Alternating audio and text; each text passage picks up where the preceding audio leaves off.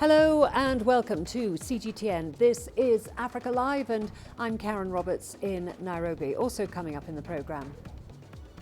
In business, President Uhuru Kenyatta holds trade talks with US President Donald Trump. And in sports, the last 8 teams standing are paired up for the CAF Champions League quarter-finals.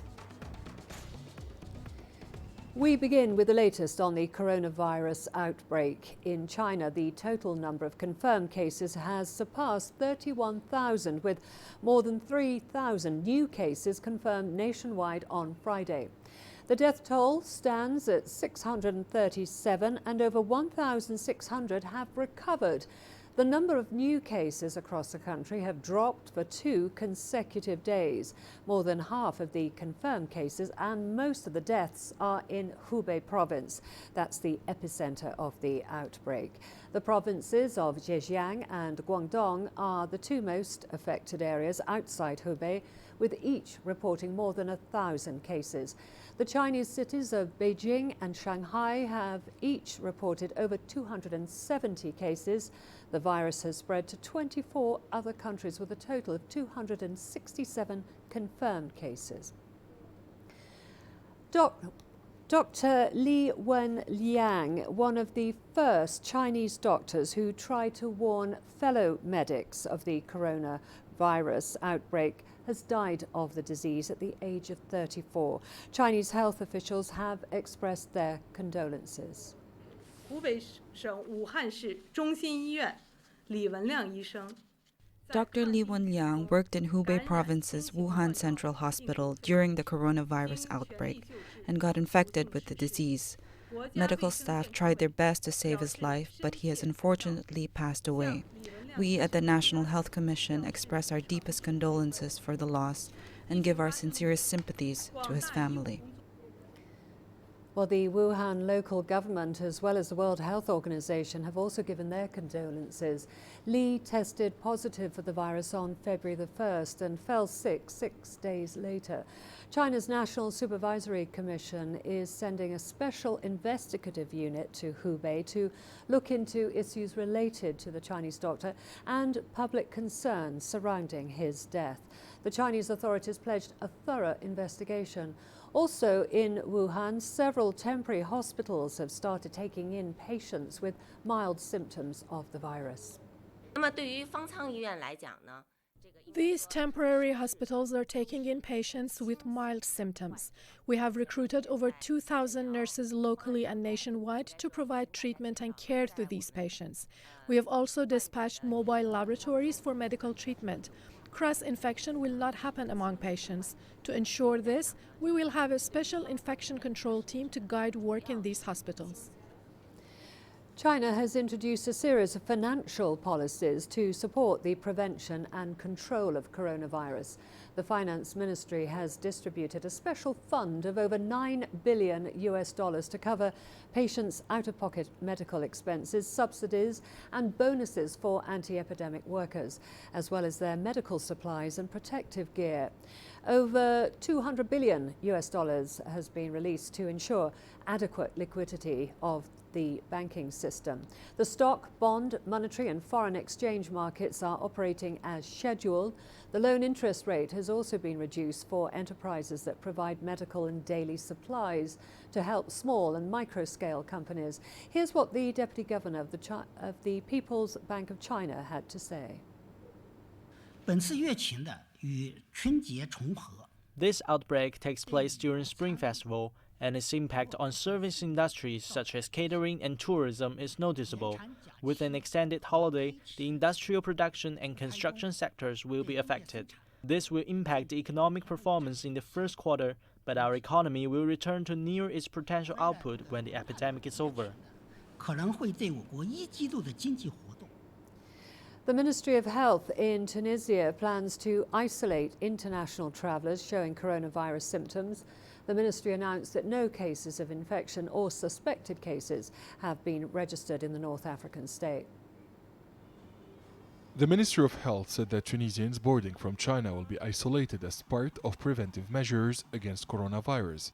Sonia Bashir condemned the rumors, saying that the coronavirus infection was registered in Tunisia and the reservation of tourist areas for quarantine. This procedure is aimed at consolidating preventive measures for the identification of any suspicious case among travelers from China and 25 other countries, stressing that an equipped room has been set up for the quarantine of persons suspected of carrying the virus. The minister hailed the effort of Chinese authorities in dealing with the coronavirus outbreak, which has become a global health problem. As Minister for Health, I joined our Prime Minister and President of the Republic in the solidarity campaign with our Chinese friends. We've sent letters to the authorities in the People's Republic of China to show our endless support and readiness to working together in fighting the corona disease. An awareness campaign and spots are broadcast in the audiovisual media, in addition to organizing awareness visits to educational institutions on the importance of hygiene in preventing the virus. Prevention and information are the first steps in fighting the corona outbreak. Tunisia took all the necessary measures at ports, airports and border crossings. Medical teams are available to provide necessary assistance to prevent any infection on Tunisian soil. 3 Tunisians, a mother and her 2 children, were evacuated on Saturday from Wuhan, the epicenter of the coronavirus in China, on board a Jordanian plane carrying a delegation of Arab students. The repatriated Tunisians are currently being quarantined by the Jordanian authorities. Tunisian health authorities have called for vigilance while monitoring the spread of coronavirus. Meanwhile, specialists at the National Committee on New and Emerging Diseases have warned that rumors are likely to spread panic among the people. Adnan Shawishi, CGTN, Tunis. In Ethiopia, the African Union Commission is screening for the coronavirus as it hosts the bloc's events in the capital, Addis Ababa. The Commission, which hosts the Africa Centre for Disease Control, has been working closely with member states since the coronavirus outbreak was declared. CGTN's Coletta Wanjori reports. Guests accessing the African Union Conference Centre are being checked as they come in for the African Union Summit events. Medical experts are on site just in case of emergency. The African Centers for Disease Control says it is not taking any chances. This particular outbreak doesn't respect borders. As we've seen in China, it's a fast-moving virus. It's evolving very quickly. So the issue of border doesn't even count here, because an outbreak in Kenya will quickly become an outbreak in Tanzania and Ethiopia, so and vice versa. So I think that issue we are coordinating with our regional collaborating centers and member states in each region, so that there's a common understanding of what this virus is about, especially with respect to the rate at which it's spreading there. At the main entry point into Addis Ababa for most of the AU delegates, the Bole International Airport in the city, more screening points have been set up since 22nd January. We have selected isolation centers. Now we have actively working in one isolation center, and we had another 4 isolation centers in case if there is an increasing demand for isolation. Suspected cases in the continent have tested negative. For now, African countries are depending on South Africa for lab diagnosis. The Africa CDC says it is working to equip at least 15 more African countries with diagnosis kits. And the talk of a vaccine for coronavirus has begun in the continent too. The beauty is that this virus was detected just last month. We already know the sequence, and that is allowing us to develop a diagnostic test, and that will also allow us to begin to develop vaccines and treatment there. So, but again, just to be sure that we know what we are dealing with here, a vaccine would not be available in the next 3 months or 6 months, because it requires a series of practical steps to test it and make sure that it's safe and that it's effective in humans. The Africa CDC is urging delegates at the AU summit to be on alert and report any suspicious symptoms. Coletta Johi, CGTN, Addis Ababa, Ethiopia. Well, China is cooperating with Zimbabwean authorities to step up the southern African country's preparedness to handle any cases of the coronavirus. Chinese doctors are part of a rapid response team that has been set up to attend to any potential cases. So far, 502 people who recently travelled from China are being monitored for the virus. The Chinese embassy has urged its nationals to delay travel to Zimbabwe for the time being. During that quarantine period, self-quarantine period, they will be monitored by our rapid response teams, which are in each and every province of Zimbabwe, together with the Chinese doctors, whom we have also incorporated in our local rapid response teams. They check the temperatures and conditions of these visitors, just in case those candidates who are being monitored under self-quarantine, if suddenly they have symptoms, they develop symptoms, they will have to be isolated, which means that they will have to be sent to an isolation center. We have isolation centers in Harare, the Wilkins Hospital, in Bulawayo Thorn Grove, and Victoria Falls Hospital in Victoria Falls. And in most of our provincial hospitals, we have created isolation centers. We have already sent out the consular notices to the Chinese community and to the Chinese nationals in China.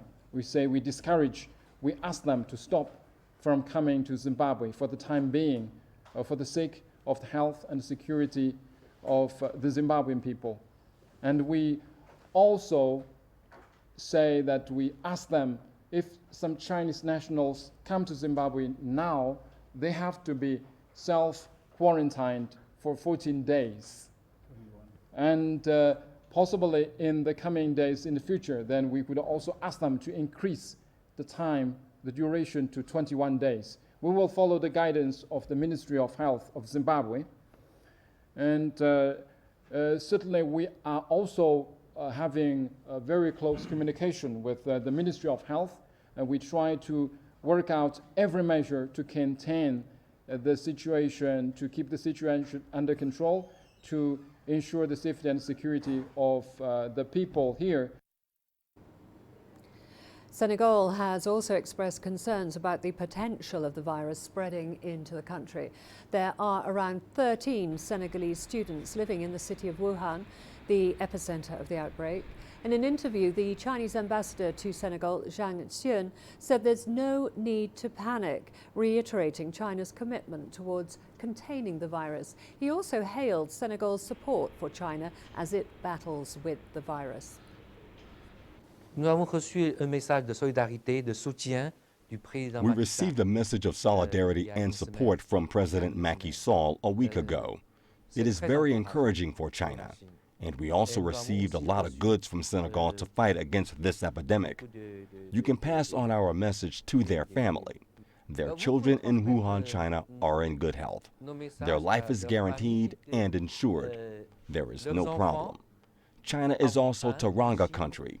The Chinese government, the authorities of Wuhan and Hubei, we will do our best to help foreign nationals living in China.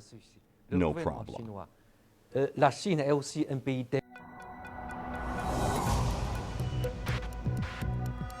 Each day, there are millions of stories. Each one can open new perspectives, new possibilities. Wherever you look, we are there to see, discover, explore. We put the pieces together to find what really matters to you, all around the world, all around the clock. Our reporters are at home across the globe. From our headquarters in Beijing and production centers in Washington, Nairobi, and London, China Global Television Network. Stories from across the globe, reaching people across the globe. CGTN. See the difference. Prosecutors at the International Criminal Court say the unconditional release of Côte d'Ivoire's former president, Laurent Gbagbo, would make him a flight risk. Gbagbo's lawyers are arguing for his release without condition while he awaits the verdict of the prosecution's appeal against his acquittal. The ICC acquitted Gbagbo on crimes against humanity charges on January the 15th last year, saying prosecutors had failed to prove any case against him. Gbagbo was then conditionally released from detention after more than 7 years in custody and sent to Belgium. He was not allowed to return to Côte d'Ivoire and has to remain in Belgium and report to the court whenever a hearing in his case is called. The defence has also indicated that Gbagbo would like to return to Ivory Coast and possibly participate in some form in October's presidential election.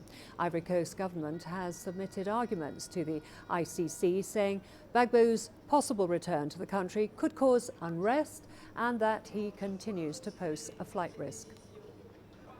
La défense estime The defense is of the view that, on principle, there should be no restrictions imposed upon the freedom of an acquitted individual, who should be able to exercise their rights in full, including their civil and political rights. This principle is recognized under all international jurisdictions of human rights. Last year, Mr. Gbagbo was convicted for economic crimes, and Mr. Blé was recently convicted for crimes related to his role in the post-election violence. Both were sentenced to 20 years imprisonment.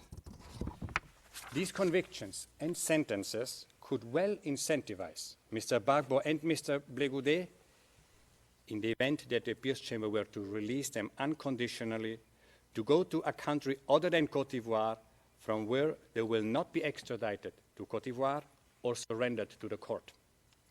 If they did so, their appearance before the court for the continuation of the proceedings in the event of a successful appeal cannot be secured. The acquittal against Mr. Gbagbo and that against Mr. Blé is not final. An appeal is pending. The proceedings may continue.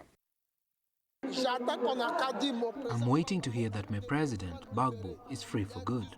I've had enough of these speeches because since January 15, 2019, he was acquitted with immediate effect. So what have they been waiting for to let him go? It is clear that the legal case is closed. The legal case was emptied. So what remains now is a political decision, and we would like for the justice to rise above politics. Well, we are going to a short break now. Don't go away. Lots more to come, including... We take you to Addis Ababa in Ethiopia, where African leaders are gathering to discuss peace and security. And Nigerians call for action as UN warns 1.4 million children could die of pneumonia in the next decade.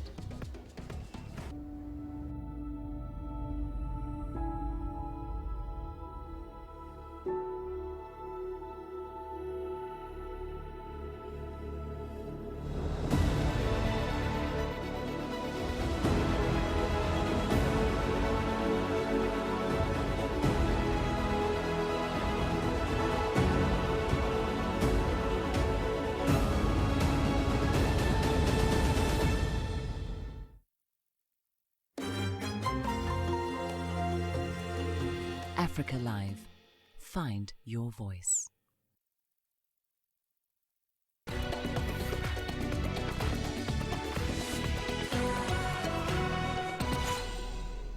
The impeachment trial of US President Trump is over, but the political fallout could just be beginning.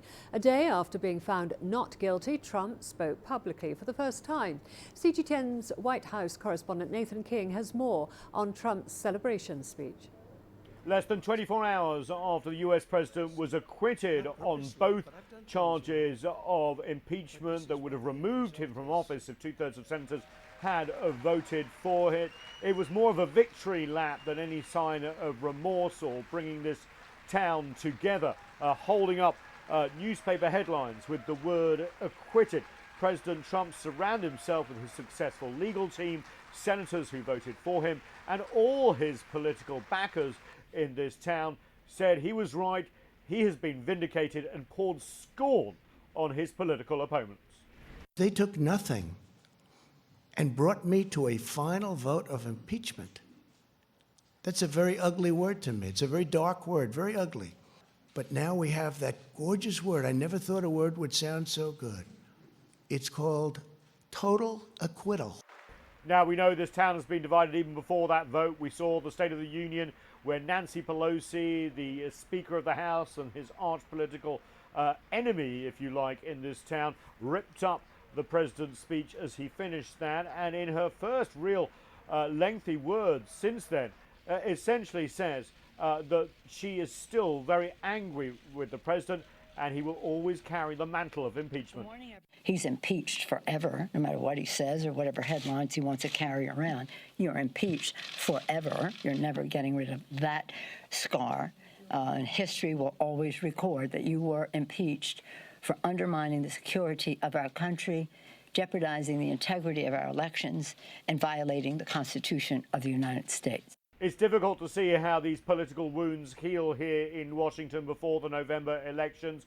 Never before, perhaps, has this town been so divided by partisan politics. The US system is meant to be one of confrontation, but few have seen anything like this in their lifetimes. We have a president that feels he's wounded, aggrieved and totally innocent, and a Democratic Party who still believes he has done a lot wrong and deserved to be removed from office. Both parties will use this impeachment fight to try and rally their bases in November and beforehand to try and keep or win power here in November. Nathan King, CGTN at the White House. The US says it has killed Qasem al-Raymi, the leader of the Al-Qaeda in the Arabian Peninsula, in a counter-terrorism operation in Yemen. President Donald Trump said the group had committed unconscionable violence against civilians and that it sought to conduct numerous attacks against US forces. The 33rd African Union Summit has kicked off in Addis Ababa. From peace and security concerns to issues of development, many items are on the agenda as foreign ministers meet there. CGTN's Gurum Chala has more. Before the 33rd African Union Heads of State and Governments Assembly kicks off, foreign ministers of respective countries have made for their 36th session under the theme Silencing the Guns, creating conducive conditions for Africa's development. The will and efforts to build a strong Africa that we want is in fact threatened by the security challenges. The rise of terrorist and extremist jihadists, evidenced by the repeated deadly attacks which bereave our people, force the survivors to go into exile and forced displacement. This constitutes a permanent source of concern. Unfortunately, Africa seems to be way behind its plan of silencing the guns by 2020. Conflict remains high in the continent. In 2005, there were only 6 active and 7 armed conflicts. Today, that number has doubled. The Executive Secretary of the UN's Economic Commission for Africa, Vera Songwe, says building strong economies, all-inclusive institutions, and the respect of the rule of law are all important. For a strategy on silencing the guns to be successful, we must honestly seek to build more inclusive societies, and this union has an important role to play, yet untapped in this quest. Over the last 1 year, Egypt has been the chair of the union through President Abdel Fattah al-Sisi. The country's foreign affairs minister says the AU summit will address economic integration, African Continental Free Trade Area, among other topics. This meeting will also consider the reports relating to the economic integration of our continent. We will be considering the developments regarding the AFCFTA. The 33rd African Union Heads of State Summit will have loads of other development, social and diplomatic issues to address in the coming few days. The Assembly will also see the coming in of South Africa's Cyril Ramaphosa as the newest chairperson of the Union, replacing the outgoing Egyptian President Abdel Fattah el-Sisi. Group Jala CGTN at the African Union headquarters in Addis Ababa. Well, African leaders gathering in Addis Ababa for this weekend summit are set to discuss ways of ending more than 2 decades of conflict in the east of the Democratic Republic of Congo. Thousands of people have been killed and many others displaced by the fighting. A former Congolese minister has blamed the instability in the east on neighbouring countries that seek to exploit the country's natural resources. CGTN's Chris Ochemringa has more from Kinshasa. Congolese soldiers launched an onslaught against militants of the Allied Democratic Forces in eastern DRC. The sound of gunfire is familiar to many people here. The region has been racked by conflict for 2 decades. Attacks against civilians have increased in Beni territory since the Congolese army launched an offensive against them last October. Authorities say more than 300 civilians have been killed by the Allied Democratic Forces rebels since last October. A former Congolese minister claims neighboring countries are creating instability in the east in order to steal the DRC's mineral wealth. We want to live peacefully with our neighbors from Uganda and Rwanda, but they should respect the boundaries that were established by the colonialists. If they want to extract our minerals, they should follow the right procedures. In 1997, Uganda and Rwanda sent their troops to back a Congolese rebel group that overthrew the government of former President Mobutu Sese Seko. Both countries were accused of looting DRC's vast mineral wealth. But the Ugandan ambassador to the DRC denies the country is involved in destabilizing the Congo now. And our interest in DRC generally will be having a peaceful neighborhood so that we can do business. Uganda, as for now, exports goods worth $540 million into Eastern DRC. For Eastern DRC is pacified, we are sure we shall do better business. The area is one of the epicenters of an Ebola outbreak that has claimed more than 2,200 lives since August 2018. The attacks by rebels have disrupted efforts to end the outbreak. The government says its troops have killed senior commanders of the rebel group and captured their strongholds. A crackdown by the Congolese army has had little success in ending the rebel attacks thus far. African leaders are now meeting in Addis Ababa to try and negotiate an end to the fighting. Chris Ochemringa, CGTN, Kinshasa, Democratic Republic of Congo. In Nigeria, the United Nations has projected that about 1.4 million children in Nigeria may die of pneumonia over the next decade. Children under 5 would be most affected.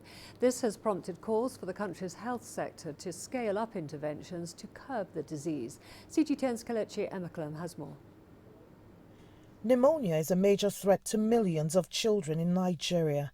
The chest infection causes fever, cough, and an inflammation of the lungs, which leaves the child gasping for breath.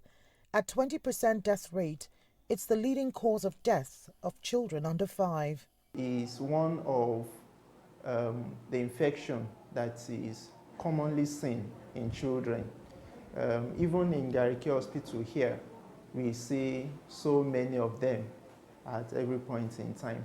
And except something is done, we continue to see them and they continue to lose a number of them from this killer disease. Most pneumonia deaths can be prevented with vaccines and easily treated with antibiotics.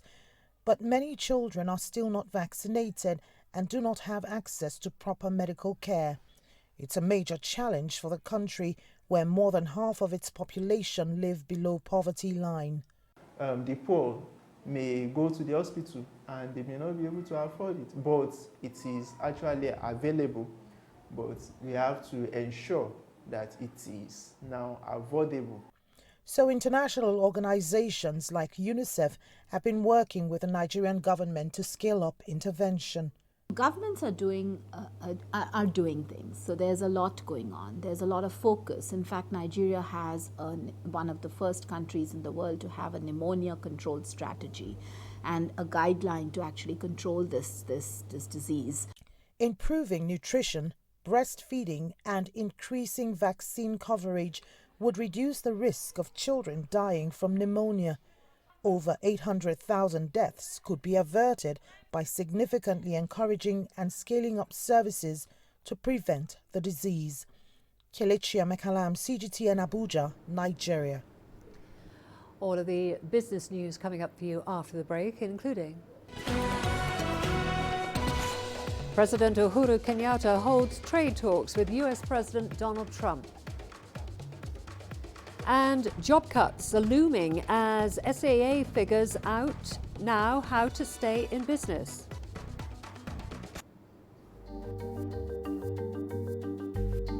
Africa Live. Find your voice.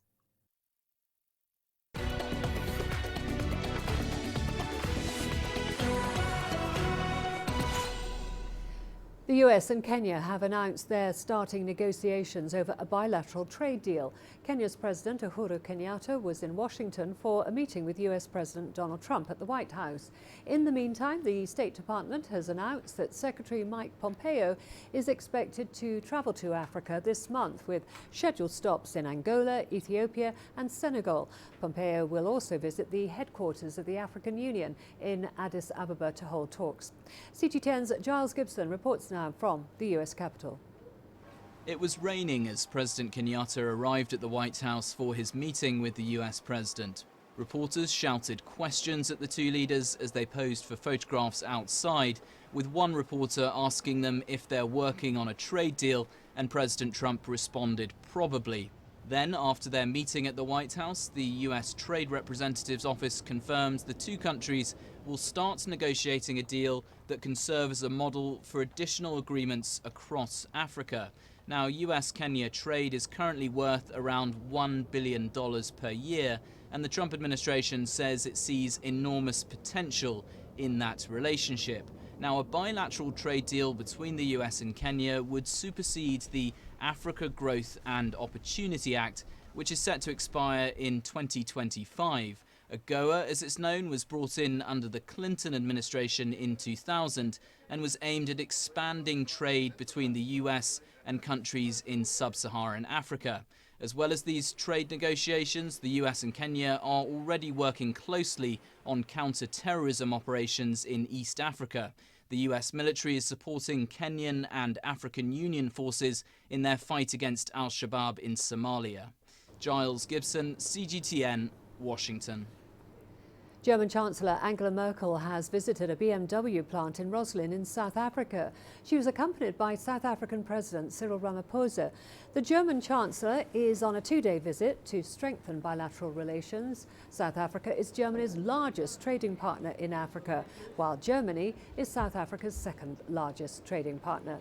Ramaphosa says his country hopes to learn from Germany's experience of transitioning from coal to renewable energy to deal with climate change and a local electricity crisis.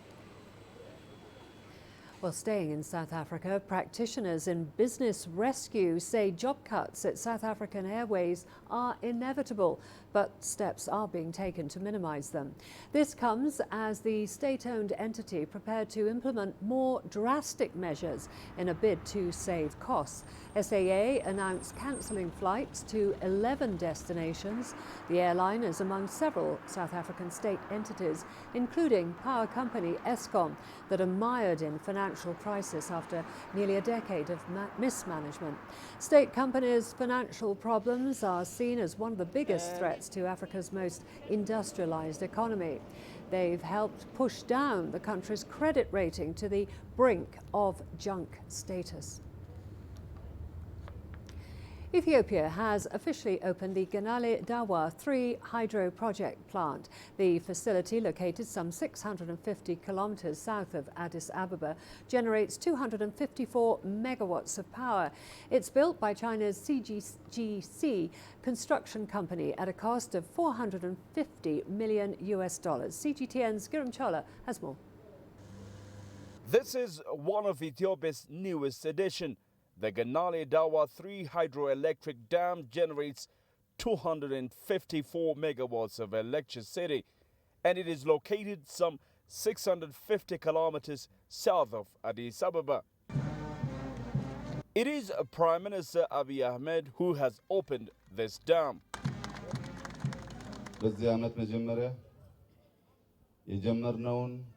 At the beginning of the year, we said we shall finish what we started, cut ribbons and never lose hope. That was not just a speech, it was a stamp. That was not just something we say and forget, but rather something we remember every time we do our jobs. Therefore, at this place, we have not only built a dam that ties the people of Guji and Bali, but also a dam that will shape our future. The Ganale Dawa 3 hydroelectric dam project was launched in 2010.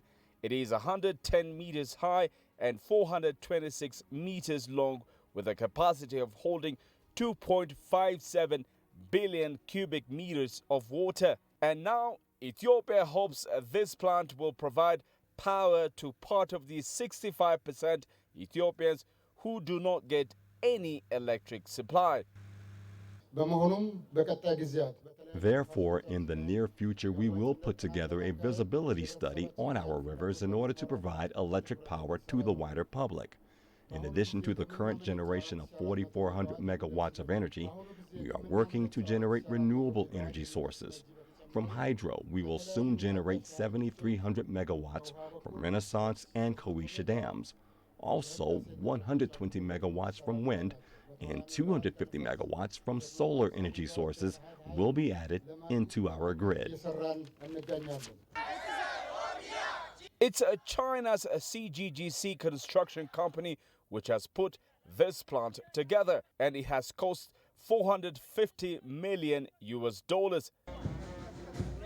Prime Minister Abiy Ahmed now wants more of this to be built, and as soon as possible.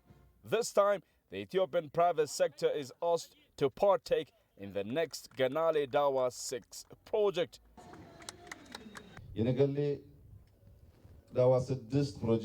The Negele Dawa 6 project will require a little less than $1 billion. To implement this project, we have in our hands so many requests from foreign investors, but we would like to call upon Ethiopian investors to put their money into this project to make it a reality.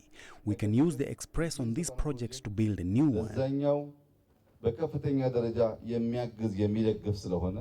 The Ganale Dawa 3 hydroelectric power generating dam will increase Ethiopia's power generation capacity significantly. And due to the 254 megawatts that will be generated here, the current 4,260 megawatts will be mounted to 4,514 megawatts nationwide. Group Data CGTN at the Ganale Dawa 3 hydropower plant, Ethiopia. A consortium for information and communications technology, ICT companies, is set to be formed in Tunisia. This will be the fourth consortium sector to be set up in the country. 3 have already been established, covering building and construction, food and health sectors. The initiative aims to increase Tunisia's investments in sub-Saharan Africa. Adnan Chouachi has the details. The new consortium, in the process of formation, in cooperation with IT consultant Gerit, concretizes the actions of the project: promotion of employment, intensive export activities in new markets in Africa. The Tunisian government encourages all initiatives to boost exports to sub-Saharan Africa. Our companies have the technical skills and products that can conquer the continent. The Export Promotion Center CPEX called on companies willing to export to Africa to pull together and join this new consortium to successfully capture the African market. Tunisian companies cannot work individually. Working together will open the door for more business opportunities in Africa. The objective of the new project is to strengthen the potential of Tunisian companies in sub-Saharan Africa through the creation of export groups. Our companies are absent in many African countries, but they continue to be absent from other important markets. Increasing exports will boost the competitiveness of Tunisian enterprises. CPEX and Libyan Export Promotion Center have recently signed an agreement. It stipulates the implementation of training and development programs in the fields of commercial representation, market studies and exchange of experts to strengthen export operations.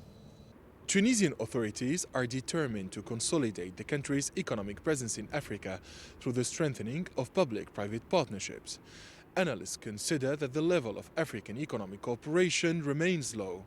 In fact, inter-African trade does not exceed 16%. Adnan Shawishi, CGTN, Tunis. The co-founders of Malaysian budget air carrier AirAsia deny involvement in any corrupt practices tied to the purchase of aircraft from Airbus.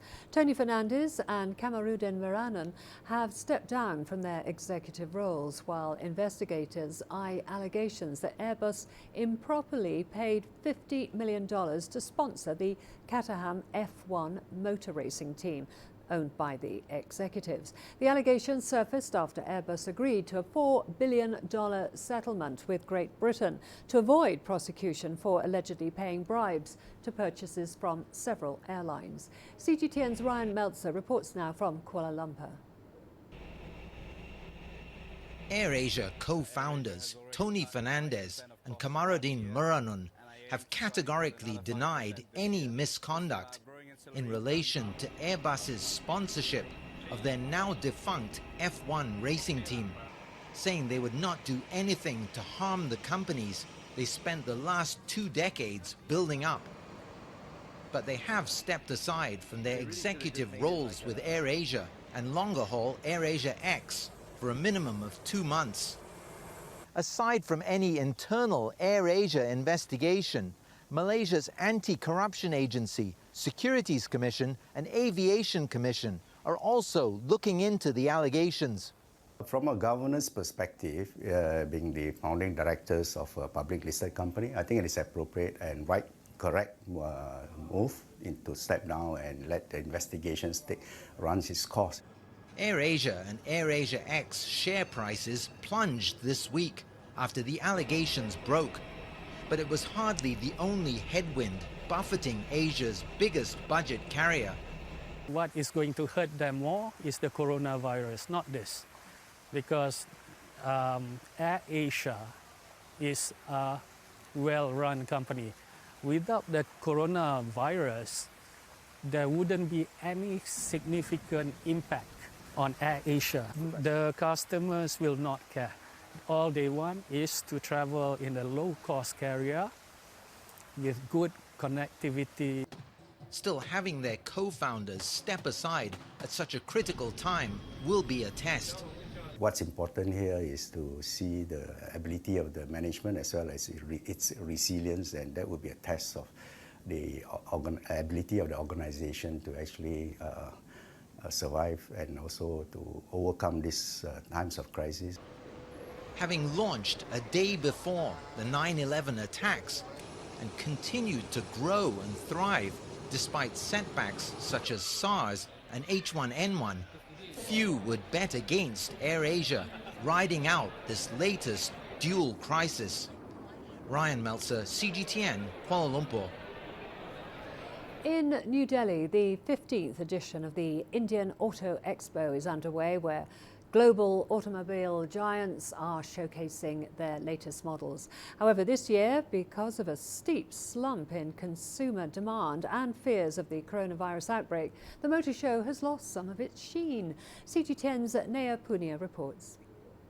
The big draw at this year's Auto Expo was supposed to be the Chinese delegation. About 20% of the exhibits here are dominated by Chinese car makers. However, the Indian government has recently imposed travel restrictions on Chinese nationals after the outbreak of the coronavirus, which is why almost all Chinese delegates are missing from this event. The organizers here confirming that those delegates who had arrived before January 2020 are attending but not engaging with the public. Instead, companies like Great Wall Motors, SIAC and FAW say that they're being represented mostly by their Indian staff or those delegates who had left China before the virus's outbreak. Organizers claim the step was taken to ensure safety of visitors. Coronavirus advisories have been put up everywhere and masks are also being handed out.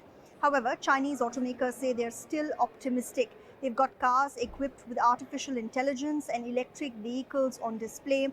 Firms like Great Wall Motors say that they are designing compact and cost-efficient cars to woo Indian buyers and challenge Japan and South Korea's dominance in the Indian auto sector. Car sales have fallen to a 20-year low in India as the country grapples with an economic slowdown. Big brands like BMW, Jeep and Toyota are also missing from this event, but the 30-odd companies that are here are hoping, they say, that the interest of the consumer will translate into sales and that this will be the pickup that the automobile sector in India desperately needs. Neha Punia, CGTN, New Delhi. We've got all the sports news coming up for you after the break, including the last 8 teams standing are paired up for the CAF Champions League quarter-finals.